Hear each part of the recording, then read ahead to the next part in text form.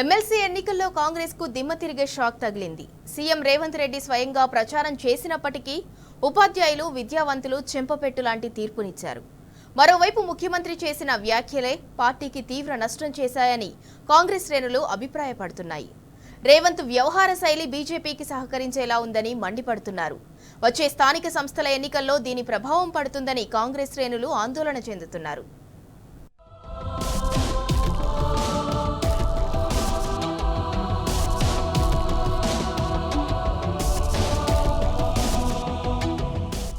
MLC ఎన్నికల్లో కాంగ్రెస్ పార్టీకి పెద్ద ఎదురుదెబ్బ తగిలింది.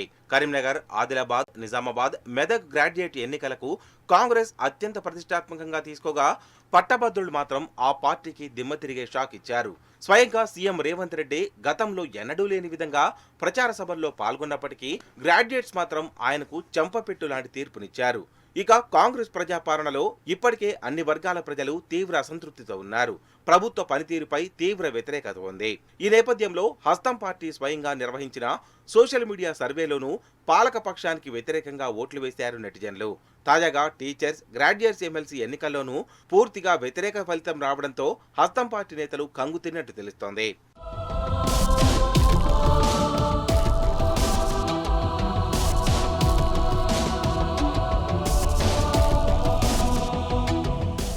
గ్రాడ్యుయేట్ ఎమ్మెల్సీ ఎన్నికలను కాంగ్రెస్ పార్టీ అత్యంత ప్రతిష్టాత్మకంగా తీసుకుంది. 4 జిల్లాల పరిధిలో ఉన్న జిల్లా మంత్రులతో పాటు ఇన్ఛార్జ్ మినిస్టర్లను పార్టీ అభ్యర్థి నరేందర్ రెడ్డి గెలుపు కోసం కార్యోన్ముఖులను చేసింది. జిల్లాలోని స్థానిక, ఇతర జిల్లా ఎమ్మెల్యేలు, పలు నియోజకవర్గాల ఇన్ఛార్జీలు, నేతలను గ్రాడ్యుయేట్ నియోజకవర్గ ఇన్ఛార్జీలుగా నియమించి నరేందర్ రెడ్డిని గెలిపించేందుకు తీవ్రస్థాయిలో కృషి చేసింది. పార్టీ అభ్యర్థిని గెలిపించుకునేందుకు చరిత్రలో ఎన్నడూ లేని విధంగా స్వయంగా సీఎం రేవంత్ రెడ్డి రంగంలోకి దిగాల్సి వచ్చింది. 3 జిల్లాల్లో జరిగిన ప్రచార సభల్లో ముఖ్యమంత్రి పాల్గొన్నప్పటికీ నరేందర్ రెడ్డి పరాజయం పాలవడంతో హస్తం పార్టీ శ్రేణులకు ఊహించని షాక్ తగిలినట్లయింది.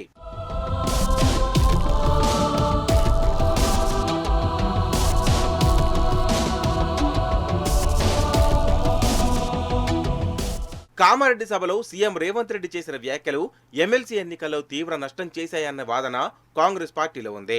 పార్టీ అభ్యర్థి గెలిచినా, ఓడినా తన ప్రభుత్వానికి వచ్చే ఇబ్బంది ఏమీ లేదనడం చేటు చేసిందంటున్నారు. దీనికి తోడు ముఖ్యమంత్రి రేవంత్ ఒకవైపు ప్రచార సభల్లో బీజేపీ, ప్రధాని మోదీని విమర్శించడం, మరోవైపు ఎన్నికలకు ఒక్కరోజు ముందే ప్రధానమంత్రితో భేటీ కావడం కాంగ్రెస్ ఓటమికి కారణమైందన్న అభిప్రాయానికి ఆ పార్టీ నేతలు వ్యక్తం చేస్తున్నారు. కాంగ్రెస్ అభ్యర్థి గెలుపు కంటే బీజేపీకి సహకరించేలా సీఎం వ్యవహార శైలి ఉందని మరికొంతమంది హస్తం లీడర్లు అంతర్గత సంభాషణలో చెప్తున్నారట. వీటికి తోడు అసలు కాంగ్రెస్ అభ్యర్థి ఎంపికే సరిగ్గా లేదన్న వాదన కూడా ఆ పార్టీ శ్రేణుల్లో ఉంది.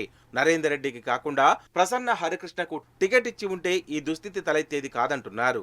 ఇక కాంగ్రెస్ అభ్యర్థి నరేందర్ రెడ్డి వ్యవహార శైలి క్యాడర్ను అసంతృప్తికి గురిచేసిందని, ఇన్ఛార్జీలను, పార్టీ శ్రేణులను ఆయన లైట్ తీసుకున్నాడని చెప్తున్నారు. ప్రజల్లో ప్రభుత్వంపై తీవ్ర వ్యతిరేకత ఉన్న సమయంలో సరైన అభ్యర్థిని గ్రాడ్యుయేట్ ఎమ్మెల్సీగా నిలబెట్టకపోవడమే కాంగ్రెస్ కు నష్టం చేసిందని కాంగ్రెస్ శ్రేణుల్లో అంటున్నారు.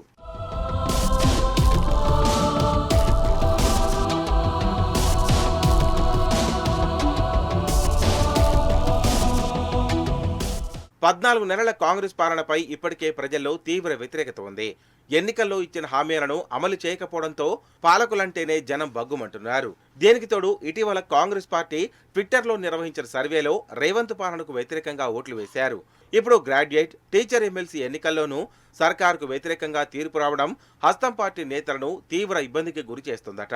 రానున్న స్థానిక ఎన్నికల్లో దీని ప్రభావం పడుతోందన్న ఆందోళన ఉన్నారట కాంగ్రెస్ పార్టీ శ్రేణులు.